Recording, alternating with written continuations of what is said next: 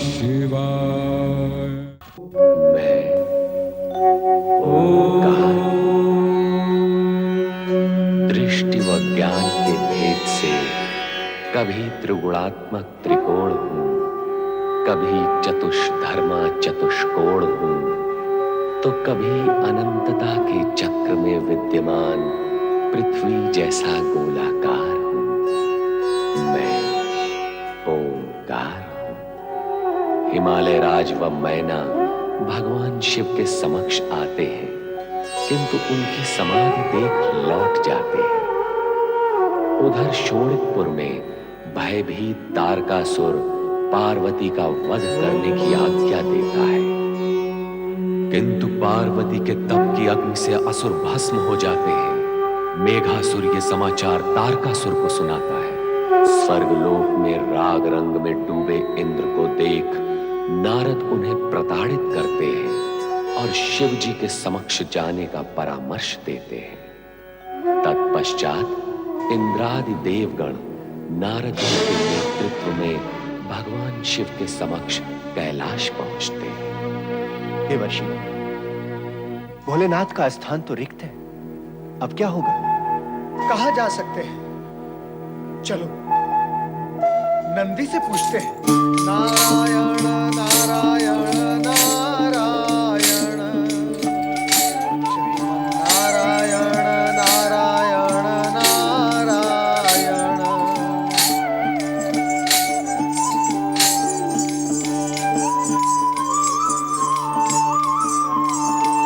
देव ऋषि नारद और देवराज इंद्र और सभी देवगण को मेरा प्रणाम। कल्याण भव। कल्याण भव। कल्याण हो। नंदी, भोलेनाथ कहाँ है? न जाने कहाँ गए, अभी अभी ध्यान समाधि में थे, अचानक अदृश्य हो गए। किंतु अदृश्य होकर गए कहाँ होंगे और लौटेंगे कब? इस विषय में अधिकार पूर्वक कुछ नहीं कहा जा सकता। तो फिर अनधिकार पूर्वक कुछ कहा जा सकता है? आप तो परिहास कर रहे हैं देवऋषि।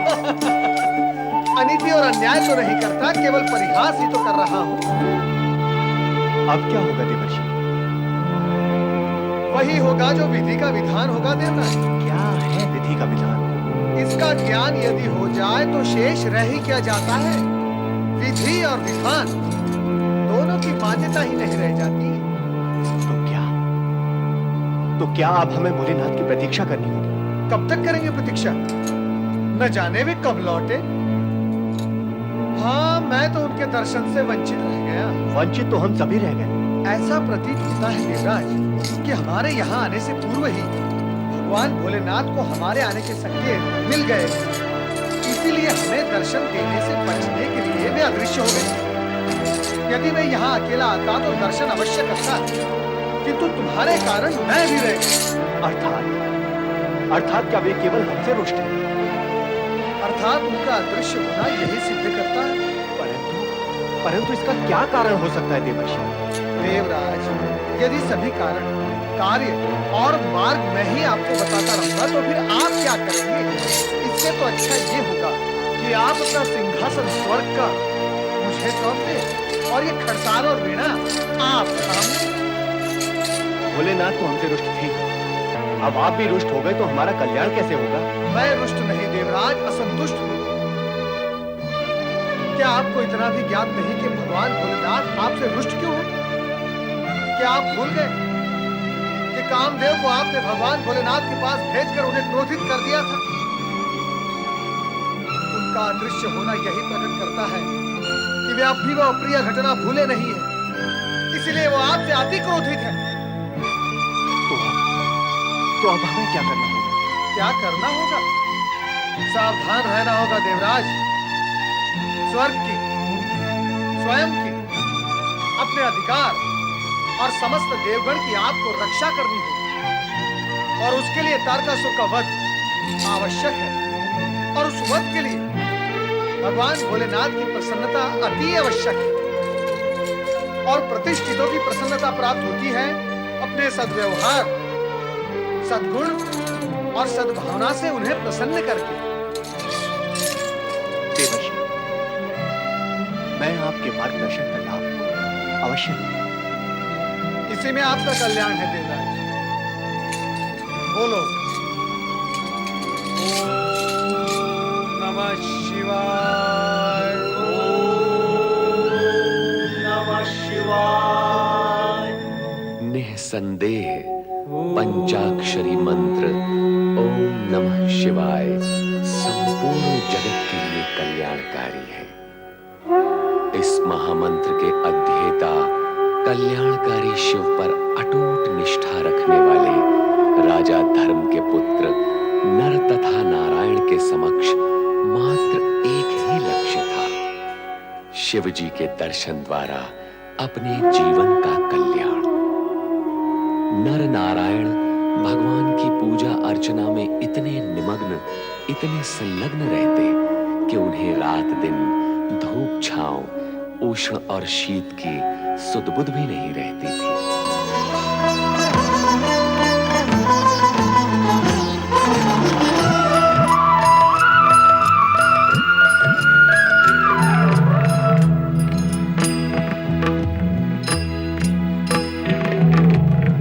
हर एक पल चिन्ह सांझ सकारे, आती जाती श्वास पुकारे।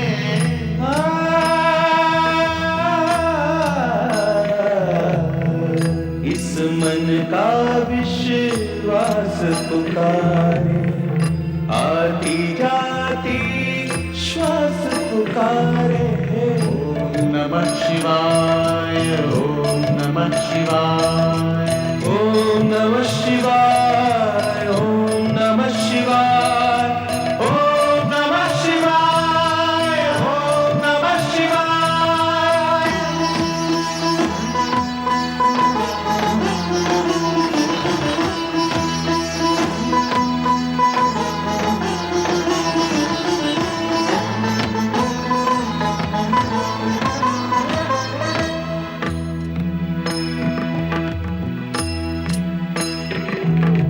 पंचाक्षरी मंत्र ये पावन, निर्जन को कर देता मधुबन। पंचाक्षरी मंत्र ये पावन, निर्जन को कर देता मधुबन। समय गति को वश में करके, क्षण में कर दे युग परिवर्तन। ओम नमः शिवाय, ओम नमः शिवाय, ओम नमः शिवाय, ओम नमः शिवाय, ओम नमः शिवाय, ओम नमः शिवाय।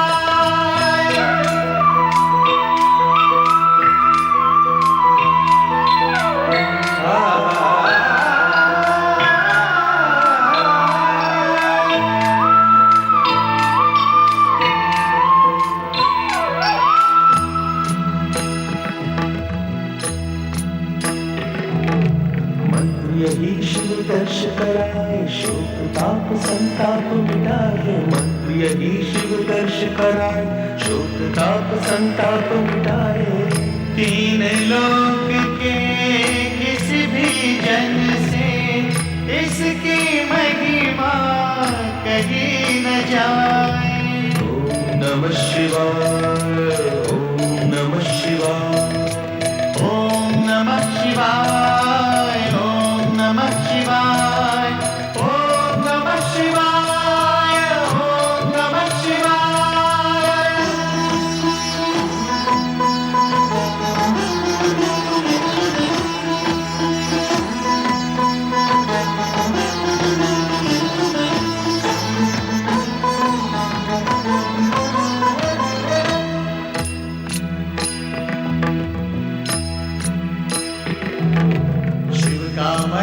शिवमय कर दे सफल सकल ये निश्चय कर दे। शिव का मंत्र ये शिवमय कर दे सफल सकल ये निश्चय कर दे।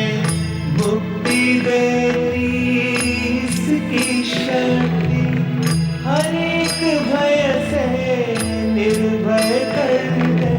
ओम नमः शिवाय, ओम नमः शिवाय, ओम नमः शिवाय, ओम नमः शिवाय, ओम नमः शिवाय, ओम नमः शिवाय, ओम नमः शिवाय।